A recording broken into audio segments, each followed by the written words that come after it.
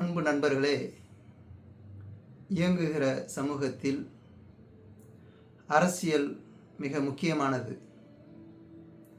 அந்த அரசியலில் ஒவ்வொரு மனிதனும் ஈடுபட்டே ஆக வேண்டும். அதுதான் இந்த சமூகத்தின் விடுதலை வாழ்வுக்கான ஒரே வழி. அப்படி ஈடுபடுகிற ஒவ்வொரு மனிதனும் தன்னை ஓர் அரசியல் கட்சியிலோ இணைத்து கொண்டோ அல்லது ஒரு தலைவரை தனது வழிகாட்டியாக வெளிப்படையாக அறிவித்து கொண்டோ செயல்பட வேண்டும் என்ற கட்டாயமில்லை.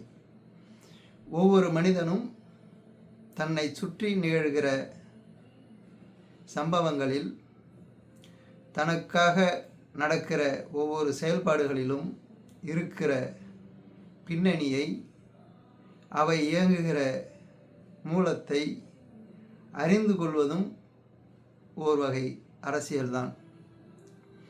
தனக்கு நிகழ்கிற, தன் சமூகத்திற்கு நிகழ்கிற எந்த செயல்பாடும் எதன் பின்னணியில் நடக்கிறது என்பதை மிகுந்த நியாயத்தோடும் நேர்மையோடும் அணுக வேண்டியது ஒவ்வொரு தனி மனிதனின் கடமை.